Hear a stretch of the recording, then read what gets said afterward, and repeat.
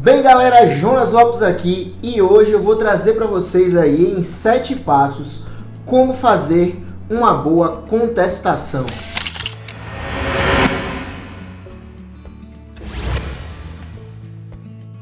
Bem galera, hoje eu vou trazer para vocês os 7 passos de como você pode aí fazer a sua contestação. Agora, antes de começar, eu preciso fazer aquelas mesmas ressalvas que eu fiz no vídeo acerca da petição inicial. Se você quiser conferir esse vídeo, é só clicar no cardzinho que eu vou colocar aqui em cima para vocês e você vai ser direcionado para ele. Mas eu vou fazer questão de repetir.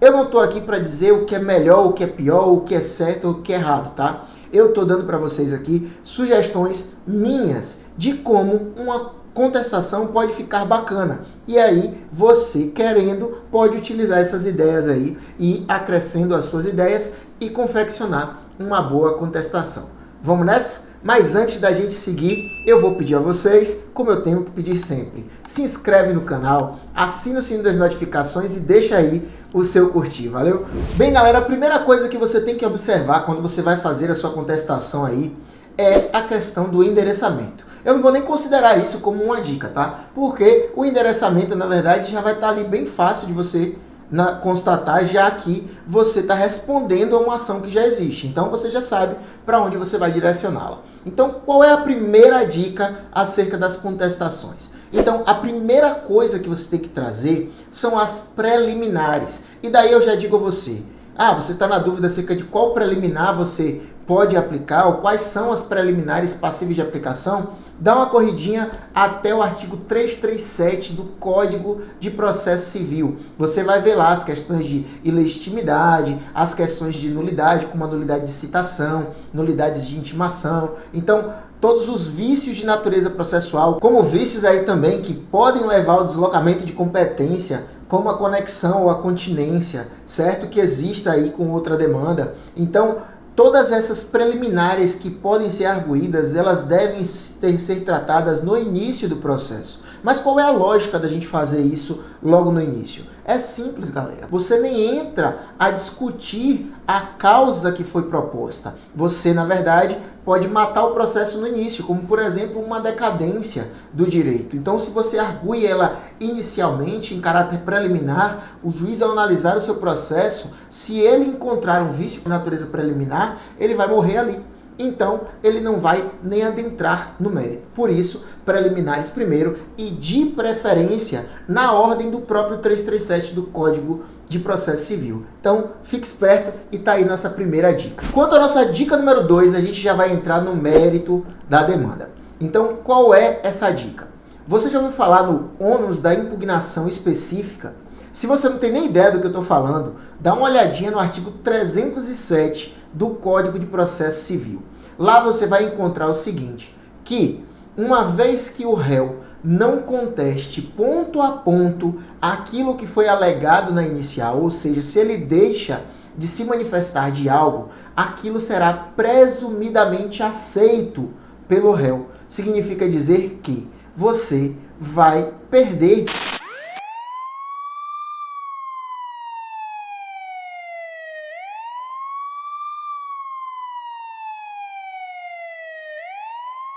Então, a segunda dica, e para mim a principal nesse momento, de todo esse vídeo, é essa. Você precisa rebater todos os pontos trazidos na inicial. Já a nossa terceira dica se refere à adequação fato-espécie e linkagem. Assim como eu falei no vídeo da petição inicial, eu vou trazer para vocês aqui a mesma fundamentação. Agora, ela de modo inverso. Você vai ter que fazer também a adequação fato-espécie, fato da vida, à norma jurídica que vai ser utilizada aí para proteger a pessoa. E ao fazer isso, você precisa linkar os fatos narrados ao documento probatório que está juntado, lembrando de nomeá-lo bem também para facilitar a identificação desse documento. Vou exemplificar para tornar isso mais fácil. Imagine o seguinte, o autor ele ingressou com a ação alegando vício do produto e disse lá que o produto dele apresentou o vício e simplesmente parou de funcionar. Encaminhou para assistência técnica. E vocês, representantes do fabricante, estão com esse produto. Ocorre que na análise do bem, verificou-se que aquele aparelho foi vítima de uma queda brusca e foi isso que levou aí a danificá-lo e por isso a parar de funcionar. Então, o que o fabricante faz? Nesse caso aqui, tenha muito cuidado, porque no geral, quando se fala de relação de consumo, há a inversão do ônus. Então, vai ser necessário que o fabricante produza a prova defensiva. Nesse caso, um laudo, por exemplo, bem fundamentado e com a identificação de quem o fez, especificando aí detalhes fáticos, como foto do aparelho, tudo que demonstre especificamente que houve aquela queda brusca.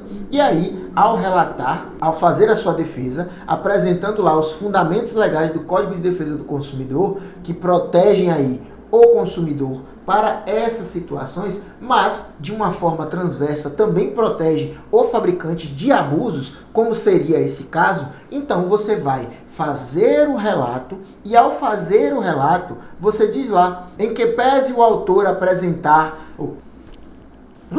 Volta tudo de novo que tá tudo errado. Em que pese o autor alegar que o produto apresentou vício de fabricação, eis que a prova produzida pelo técnico responsável por aferir a regularidade do produto e o vício alegado identificou que o produto foi vítima de uma queda brusca por tais e tais razões. Entre parênteses, laudo descritivo em anexo, laudo.pdf. Beleza, fez a linkagem e isso vai facilitar muito na hora do julgador analisar a sua tese. Observe que a partir do nosso quarto passo, nós já estamos entrando aí nos pedidos da sua contestação. E por que eu organizei dessa forma? Porque eu acredito que os pedidos, eles são extremamente importantes para a sua ação.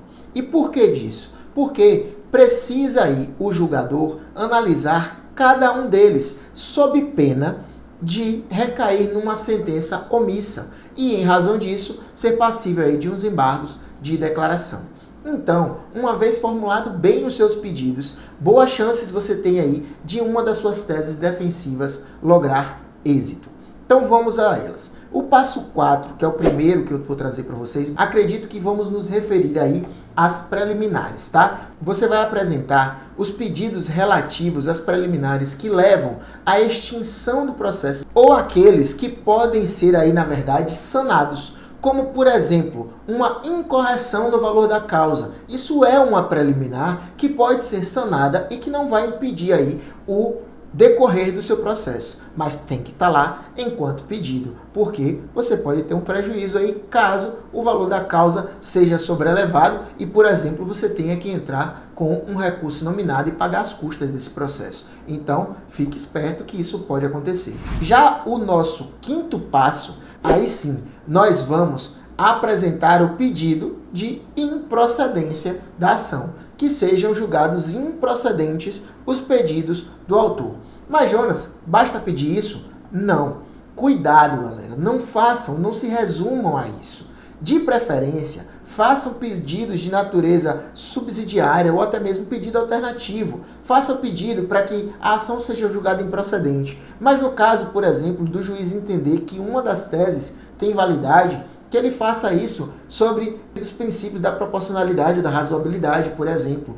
Isso vai dar ao juiz opções na hora dele julgar. Então não coloque lá, julgue totalmente improcedente os pedidos e só. Faça pedidos de ordem subsidiária. Acredito eu que isso pode ajudar bastante aí na análise da sua ação. O sexto passo se refere aos casos em que você apresenta lá a sua reconvenção. Ó, não estou falando de juizado não, para não acharem que eu estou maluco, tá? Reconvenção aí se você estiver fazendo a sua contestação para o juiz comum. Mas, se você estiver nos juizados especiais, você vai estar falando aí sobre a questão do pedido contraposto, já que não cabe reconvenção, mas admite-se o pedido contraposto nos juizados. E aí seria o nosso sexto ponto, já que você está trazendo aí um pedido em face do autor. Você tem que elencá-lo também. E por fim, o sétimo passo, que é o pedido de condenação do autor em honorários de sucumbência. Você tem que fazer esse pedido, mas Mais uma vez aqui eu faço essa ressalva. Esse vídeo se refere a como fazer uma contestação de forma geral. Ele não está vinculado somente aos juizados. Por quê? Porque em se tratando de juizados, em sede de primeiro grau, você não tem essa condenação em honorário de sucumbência por força do artigo 55 da Lei 9.099/95. Agora, vale a ressalva que, se houver recurso inominado e o recorrente for vencido, aí você vai poder ser condenado em honorários em 10 a 20% sobre o valor da condenação, ou, se a sentença for ilíquida, em 10 a 20% sobre o valor corrigido da causa. Bem, senhores, é isso aí. Tá aí os nossos 7 passos para que possa ajudar vocês na confecção da contestação. E mais uma vez, eu vou pedir, se você gostou do vídeo, deixe o seu curtir, assine o canal, acione o sininho das notificações, que eu agradeço bastante. Até a próxima. Fui!